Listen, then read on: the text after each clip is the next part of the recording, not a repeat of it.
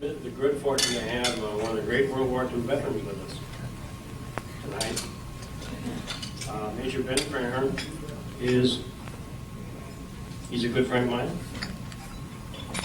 He was at the Pick'em Field with the 14th Bomb Squadron until we decided to boost the forces in the Philippines with the 14th Bomb Squadron, some planes and pilots, and there they would join the 19th Bomb Group.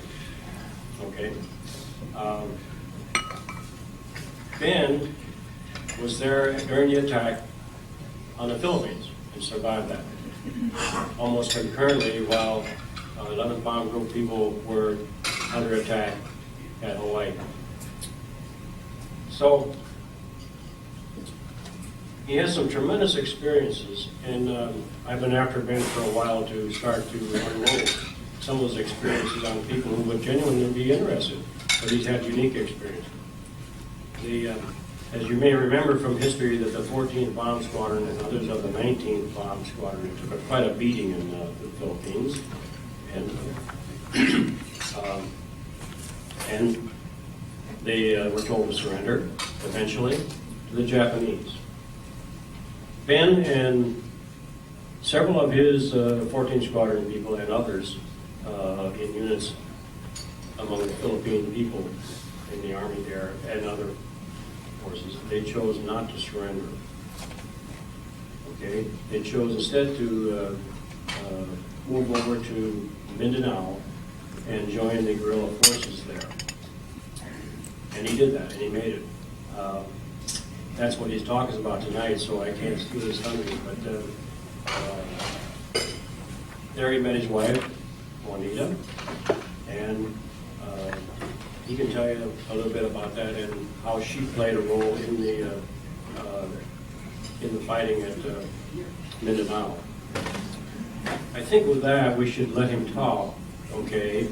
And I'm going to pass out to you a map so that you can kind of follow on the map, because that's key to watching what happened there as he tells it to you. With that, I'm going to introduce Major Ben Farrens, who earned the Battlefield Commission in the Philippines.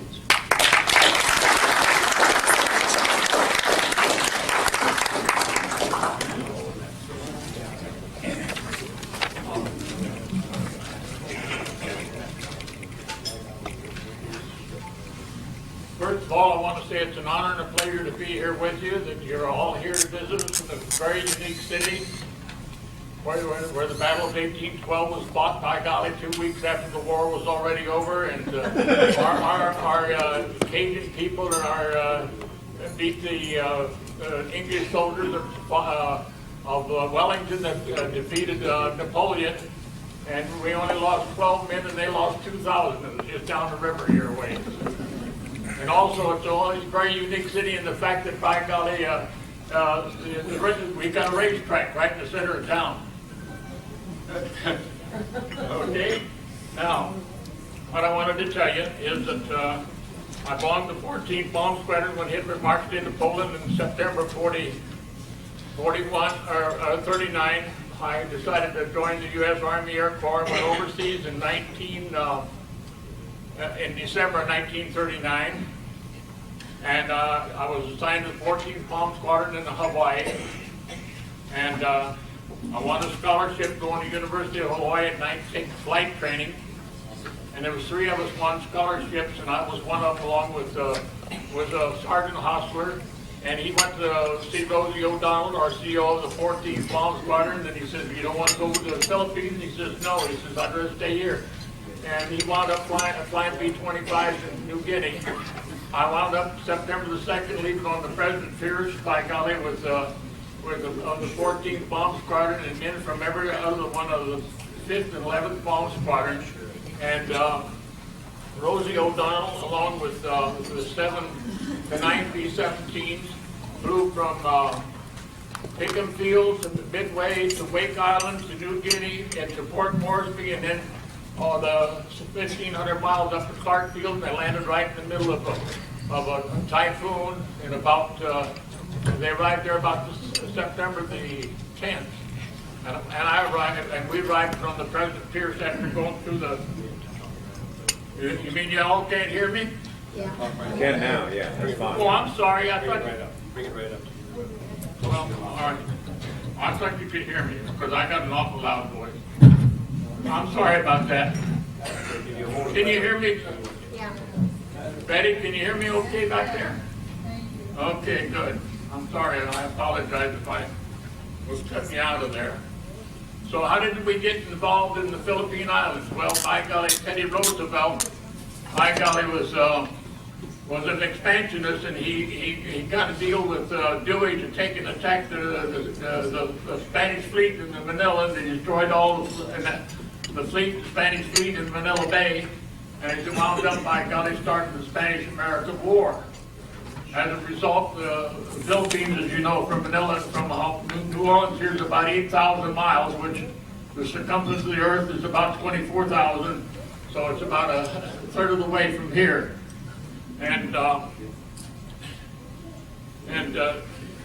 Teddy Roosevelt made a deal with Dewey, as I just mentioned, destroyed the thing, and Teddy Roosevelt went up San Juan Hill, but John J. Pershing, who was also in the Philippines, went up San Juan Hill at the same time. B-17s out of the 9 that we took to the Philippines, by golly, there's only one still in existence out of the 23rd Bomb Squadron of the 5th Bomb Group, and it's in the Smithsonian Institute, number 43, 1979. And the reason that it existed, that when it once got to Darwin, Australia, where they shipped it back to the States as a transport ship, and that's why it's still in existence. The others are all gone. America, the Philippines, by golly, when the Japanese attacked that morning, Rosie O'Donnell and Colonel Eubanks of the 19th Bomb Group wanted to go and attack the Japs on Formosa, but which is called Taiwan now. And if they'd been allowed to hit them that morning, but they'd have caught them on the ground and we'd have destroyed their fleet. The next thing you know, MacArthur said, okay, at 11 o'clock, go ahead and load up, by golly, and you can head out and bomb them. In the meantime, they hit us with 54 jet bombers at about 8,000 feet around noon at Clark Field and took out the whole Far Eastern Air Force. So a short time later on, there was about 60 Jap fleets in that Galleon Bay north of us, and they sent us all down to Bataan. As I got off of Bataan, by golly, off the truck, I looked over to the right, and there was a tree full of fireflies, by golly, and I said, there's our Christmas tree. And my dear buddy Len McCougar turned around and said to me, he said, no, he says, those are mosquitoes that just followed us down in Clark Field, and they all got flashlights.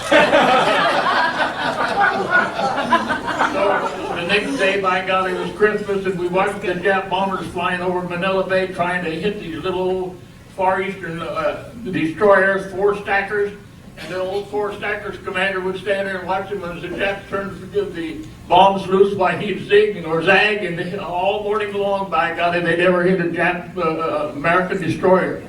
In the meantime, the Filipinos were going down the coast and picking up all the dead fish and cooking them for dinner. And they were really good because they had served me some. We got off the last boat out of Bataan on the USS Mayon. About 600 of us on the Mayon, let's see, December the 29th, we get down by Morotai, and I don't know why we're anchored offshore, and the next thing you know, we had Jap bombers attacking us. And so my good buddy Vic Mays said, I'm not going to lay here and die like a rat, and he went and hit the boards and went over and swam to shore. But I was not stupid. I waited for a lifeboat. And we got off of the ship, and they got it repaired and everything, and we took and sailed all night that night. And the next day, right off of Negros Island, we hid in the cove all day long. And then that night, we sailed again, and we arrived at Cagayan. If you look at your map, you'll see on number 1 there, that's where we arrived at number 1 in January the 1st, 1942. And then from there, we went over to number 2 was Del Monte Airfield, where MacArthur went out, and he came down in March of on PT boats. There were 5 PT boats, and President Kazan and his wife and 3 children was over in that part of the area where number 3 is, and I was a bodyguard of the Kazan family, selected with several other guys, and one of them is still alive, and then we took them to make sure that they got over to the airfield at Del Monte so that they could go out, and of course they came back to America, and he passed away during World War II here in America. And number 4 on the map there, I went down and I was a part of the airfield, a little airfield down there, and a submarine came in there and picked up 30 American airmen and took them down to Java just in time to be captured by the Japanese and became prisoners of war. And then they set up 2 PBYs from Perth, Australia to Darwin up to this island, which is number 3 there, you'll see 3A. And what happened was that, by golly, they sent these planes up and refueled them and hit them, and on the island and everything. And on April the 30th, 1942, they went up to Corregidor at night and picked up 52 Americans off of Corregidor at nighttime, and that was Hirohito's birthday, so Japs were all inside the, excuse me, call them Japs, but the enemy was all inside, by golly, in Manila drinking sake, by golly, and they got away with it and brought out all 52 up down to Lake Lanao, and out of those 52, 20 of them were Army nurses, and I'm still in touch with 2 of those. And then in May the 2nd, they ordered a surrender to the Japanese, and I went into the hills with 14 bombers. And the first week we were in the mountains, we had to split up in three groups because we were in a no food area. And 4 guys that went up the river, by golly, were killed the first day, by golly, by the Morals for their knives, for their guns. And then later on, a year later, out of 14 of us, only 7 of us alive. And I wound up in Kapai Valley, which is only 15 kilometers where the Jap garrison was. But during June of 42, the Japanese told these Morals, by golly, across the lake to come in and surrender to them, or else, by golly, they said, if you want us, come get us. And so what the Japs did is they all got in their boats, 160 of them, by golly, and went out and landed on shore. And as they landed on the shore, the Morals just kept backing up until they finally had them all surrounded, and they killed all 160 of them. And from that day on, from Cebu Island, which is just north of Mindanao there, and a plane flew over Kapai Valley on its way to bombing the area where they killed all these Japanese, because they never recovered their bodies. And there were in July the 4th, 1942, we were the only group of 12 Americans at the schoolhouse that raised the American and Philippine flag, and Filipinos saying "God bless America," and we had a big speech by Colonel McLeish, and we had a great ceremony. And in the meantime, while the prisoners of war that was here in Camp Keithley was being taken in second death march all the way down to Iligan to get on another ship and go down, and they were taking them around Mindanao and bringing them down to number 10, where in your map you'll see was a prisoner of war camp. They had about 2,500 American POWs there. Say number 4. I already told you that. So you know about the Japanese, they're okay, 5. Well, anyway, I stayed in Kapai Valley. There was 2 of my guys tried to go out the valley without asking for permission. But anyway, during the 4th of July, one of the guys that came out of the prisoner of war camp opened up his billfold, and a Moro woman had her nose right in the thing, and he had a 1,000 peso note, which is $500, in that thing. And I said, Jimmy Smith, that's a good way to get yourself killed. So when he and Bill Johnson went out on the coast, they caught guns and they had this good money, and they tried to kill him on the trail, and Bill Johnson got a shot from a BAR right through his shoulder, but they had it on single shot, not automatic, and he only got his bullet there, and he came out with his .45 and started shooting, and the Morals broke and went back to Kapai Valley that night. All the Moro women were wailing and wailing and wailing, and we didn't know what the heck caused it. But anyway, I lived in that place for about 5 months more until Christmas 1942, and I went down to the Moro Salt, and I said, I'm going out. And he said, but Ben, don't leave. He says, I'm going to the coast next week, and I'll take you with me. And I said, no, I got to go now while I can walk again. I went out, walked across the Japanese road down to another Balut Valley, but these other Moros were headed for the coast. Within a week, he surrendered to Jackson, became the vice mayor of the Japanese in Don Solomon. So you know what would have happened to me if I just stayed around there. And I went out and I joined Colonel Fertig. And at that time, when I got commissioned behind the Japanese line, he signed his name as a general U.S. Army. Well, the reason that he had to sign himself as a general, because there was a Moro Datu over in Bukit, over around number 2, there on the map, that by golly made himself a general. So he had to take and outrank one of those people to be the #1 man in Mindanao. And the reason he was able to be #1 man is on December the 5th, 3 Americans got in a motor launch with an auxiliary engine and a sail, and they sailed all the way from the Moro Gulf, which is down by number 4 there, which is Moro Gulf, down through the Celebes Sea, down to New Guinea, and then to Port Moresby, and notified MacArthur that we were going to be on frequency so-and-so, at some time so-and-so, and our first submarine came in right in that area of number 4 in March the 5th, 1943. And they brought in Chick Parsons, who was the guy that wrote the submarines all the different times. And we made our own money. We had our own civilian government. We made our own money. And we had 16 submarines that resupplied us in a 2-year period. And we had the greatest guerrilla outfitting. And people wonder why Fertig was not made a general. And he should have, because we had 7 divisions, and 6 of the divisions were run by American guerrillas, and one of them was a Filipino in the 105th Division over where I was in Misamis Occidental. And you'll see there in number 6, that's the state, that's the country like taking California away from America. That's the state we took away from the Japs in September of 42, and we held them until June the 26th, 1943, when they brought in a cruiser,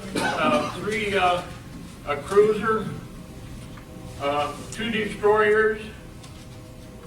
Oh, I've got it here somewhere. But anyway, a whole group of people that troops and everything, and airplanes and everything that drove us off the coast. We went back out into the hills at that time. But anyway, so we just backed up even the motor launch that I used to go down Pangill Bay and up the Bonifacio River to buy rice and corn so that you can store it in the schoolhouses behind the lines. We even hit our motor launch, 40-foot motor launch, up around Bonifacio, and the Japanese never got it. So anyway, let's see what else we got here. 19 bombs of Mexico. Oh, and why am I talking fast? Well, I know, but I didn't don't go on and learn this.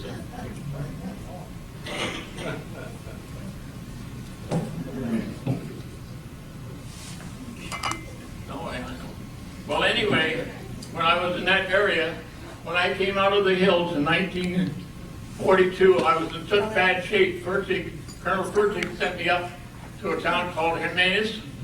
And I'm walking down the street one time with one of the PT boat guys. We had about 14 of the PT boat guys that brought MacArthur out of, and President Kazan out of the Corridor. And I see this young lady getting off a beautiful young pony, by golly. And I said, look there, Maya, look at that beautiful lady. And he said, you want to meet her? And I says, you don't know her. And he says, yes, I do. Anyway, Bill Conco introduced me to my wife, Juanita. And we, very interesting, yes. And at that time, Father Callanan called me one day and he says, come on, I want you to go to dinner with us at the Osamas. And it was a big famous Spanish family there that run the whole province, and they controlled it politically. In fact, their brother was a senator for that area, and he was in Manila. Anyway, I said, we can't go, we're not invited. He says, it's an Irish invitation. We go up there, and the senator's there, and his 5 or 6 sisters are there, and Chick Parsons that came in by submarine was there, and here a little private or second lieutenant sitting down here on the end was me. And it was a real political thing, because when Senator Osamas got back to Manila, he told one of his dear friends that, by golly, he had been down a meeting with Colonel Fertig and the guerrillas, and he went and told the Kempis, and damned if they didn't take and behead him. Yeah, this was in March of 1943. But Chick Parsons would always bring supplies in, mostly radios and radio equipment. And we had the best controls. We had 7 divisions. But the reason Fertig was never made general, and he should have been made general, because he did more than any other white man in all of the history of the Philippines, because he took and he controlled all of the Christians, the Moros, and all of the natives, the Magahats, the Bukignans, the Bonobos, and all, because you had the pagan people that are out there, the Bukignans. But he had a poison pen, and he got into trouble with Colonel Whitney, which was MacArthur's chief of staff in Australia, and he never was re-promoted. But he did more, and I tell you, than any other white man ever did in all the history of there. In fact, in the Far East, of all the white people who were over there, the British were turned in Hong Kong to Japs. The French and Indochina was turned into the French, and the Dutch were turned in, the Dutch East Indies. But in the Philippines, the Filipinos really took care of us. It was unbelievable. And there was about 69 of us guys of the 19th Bomb Group that defied the order. They said, surrender or get court-martialed. There was about 69 of us that would give us the greatest guerrilla outfit anywhere in the South Pacific. And we had one of our radio men, one of the guys that was behind the Jap lines with me and Kapaya, this Bill Johnson, I told you, got shot here. He was on a radio station down by Davao, overlooking the prisoner of war camp in that whole area of Davao City, and he was probably responsible for sinking more Jap tonnage ships and all that by his reporting to the submarines of the ship activity at that time. Another thing that we did, and one of our guys, when the Japanese fleet was coming down through the San Bernardino Straits, which is along the southern part of Luzon, between there and Leyte and Samar, Bohol, Cebu, Negros, and Panay, he reported the clouds parted, and here was a whole Japanese fleet, some 35 ships, and 10 of them were Japanese aircraft carriers. In June 1944, and he reported it to the South Pacific, and he got 10 Japanese aircraft carriers, plus cruisers, destroyers, and what have you, and 30 of them, and he got a well done from the Navy. Now, if you get a good well done, or even a message from the Navy, you know you've done something swell. But in their report of their history, they said that the U.S. Navy submarines was the one that reported the whole fleet, but it was actually Jerry Chapman that did it. So we had a lot of like that. We had, I told you about the Japanese being killed there in Lanao, but down in Davao, there was 75 of them that were also killed by our guerrilla group. So we were active all the time. God help the Japanese if they were in our area, because we really give them a bad time. And we had the cooperation of all the people. It was just wonderful. And, I wanted to tell you about the time that one time when I wrote with Colonel Eubanks was the 19th Bomb Group. They arrived in the Philippines a week before the Japanese war started. But I rode with them and Rosie O'Donnell when we went out over the South China Sea, down right on top of the water, and giving a salute to one of the ships that was leaving with the wives and everything coming back to America. They were going north on the South China Sea, which was quite interesting. And if, I guess that's enough. I don't want to bore you with any more, but if there's any questions, I'll be glad to answer for you. Any questions? Did you receive any medals for what you've done? Well, I got 4 Bronze Stars. That 43 cents, and I can get a free cup of coffee.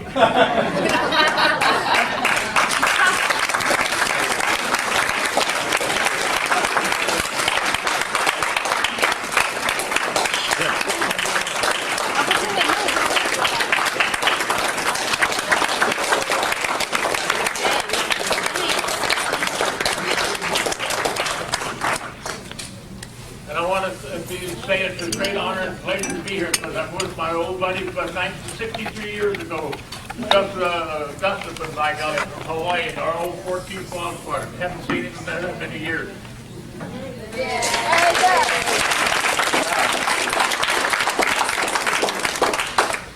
Thank you so much. Bring the water with you, man. Thank you very much. Whatever they could get shelter and food, etc. And it was a rather stressful thing. And I'm not going to tell you exactly what happened and how stressful it was, and maybe Bill might do that. But Bill and his wife were new to us. This is interesting. They had never been to one of our reunions before, and Bill had come out of the 30th Bomb Group into the 26th. Because they were transferring people in planes at that time. This was in 45, I guess.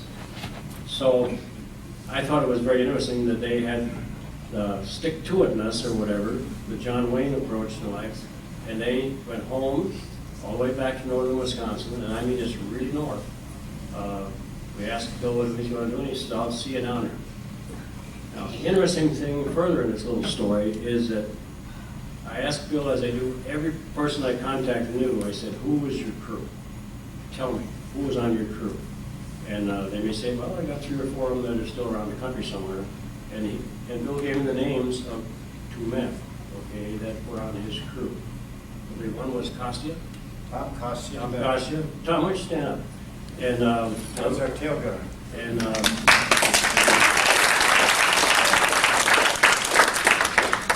And Shaw. Where's Marvin Shaw.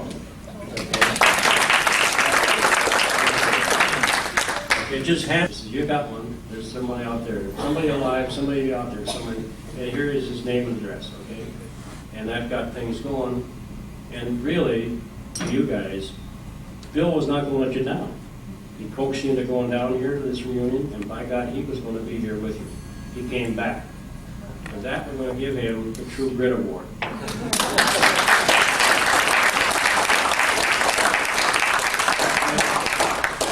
1,364 miles from Drummond, Wisconsin. He told you where he lives. Now, your wife's name is on there also, so share that with her, will you? True Grit Award for Determination, presented to William S. Guth of the Louisa Group, Bombardment Group Association. Okay. Thank you for coming.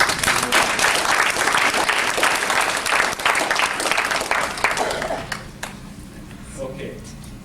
As is customary in this group, had been for many years, was the person who came the longest distance to this reunion was given a little award. It was a mock-up of a pineapple. Okay, we call it the Pineapple Award. And we wanted to resurrect that, okay, but we didn't know where to find the mock-up of the pineapple. Time was running out, so we said, well, let's create something, and they would be the recipient of the Pineapple Award. So I'm going to ask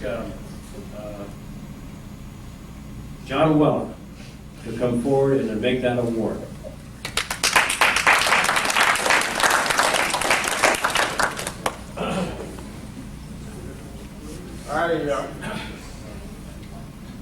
I really don't know if I can really carry on with this because I don't want to get into too much detail, but the man that's going to receive this award was the ball gunner on my crew. I've been indebted to this man for many, many years, and he sort of didn't like me for a while for a very personal reason. So I knew that Sam Tillery's the man. I knew that Sam was going to get this award. And I kind of shared with him, and he said, you know something? You still owe me. You're going to take this award to me. I'm not coming up here. So Sam, I'm coming to you. Where are you, Sam? Where are you, Sam? I don't think this will ever make up for what I did to this man. Okay? He's all the way from Honolulu. He's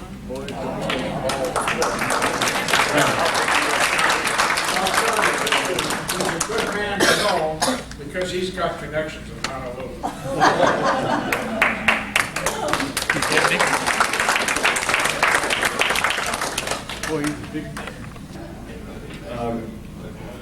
Okay, last but not least is there's somebody here with you that does an awful lot for the 11th Bomb Group, him and his wife. Okay, and we thought it would be fitting maybe that we would do something for him, you know, as much as we can within reason.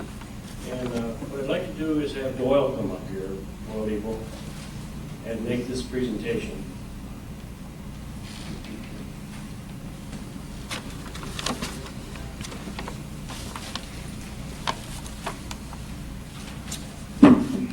Well, as you know, these reunions do not happen. They are planned and they're a lot of work.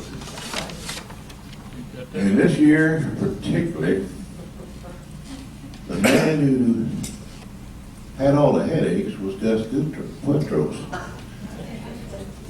The night of the hurricane, I called his home. Faye answered the phone. She said, "Doyle, are you on pins and needles?" I said, "No, but I bet Gus is." So Gus, would you come up here, please?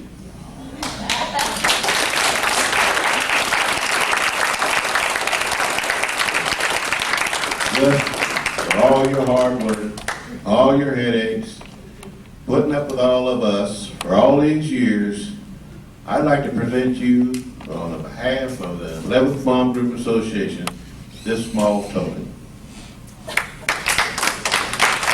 I'll read you a script for this. It says, presented, appreciate for the many years of service, Gus Petro, Reunion Coordinator. We give him a good title. 11th Bomb Group Association.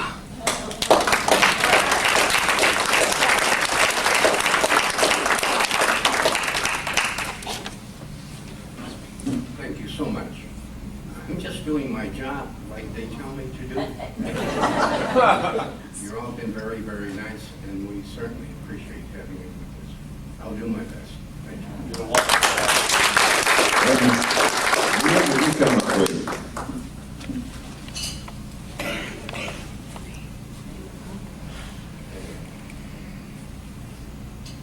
Gus isn't going to get away that easy. I'll have to tell you a little story about Gus. He joined the organization as a travel agent in 1965, the same year I did. And in 1991, we went back for the 50th anniversary.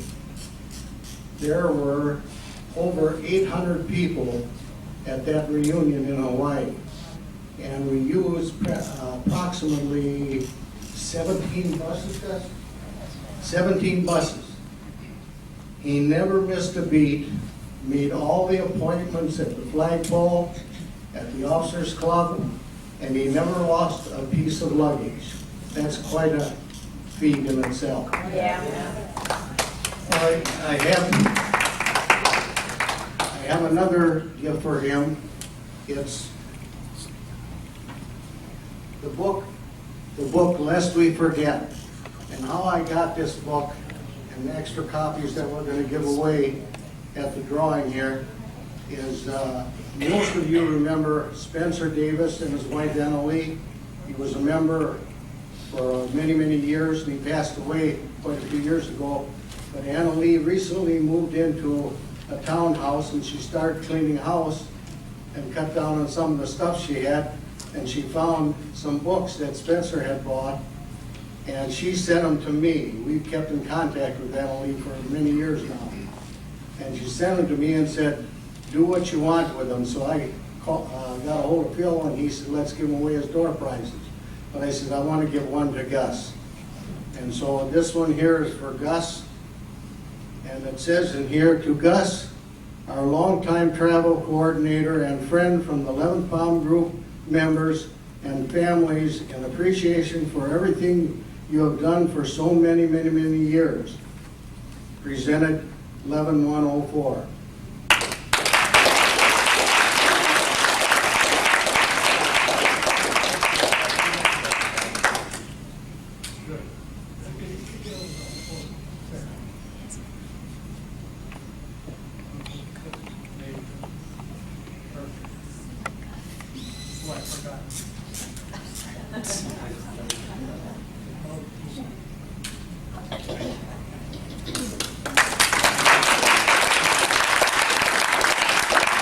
Disbanded, and we came back together by some people like Alan Davis, Ed Loberg, and a few others.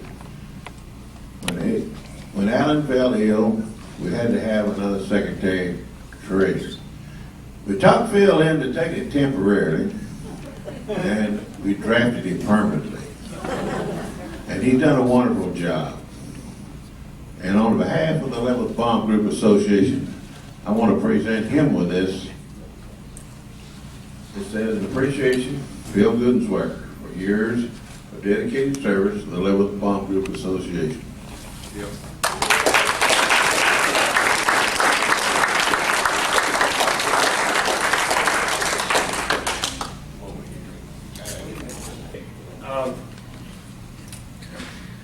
I think with that, what we'd like to do is have our benediction, which begins this phase of the meeting.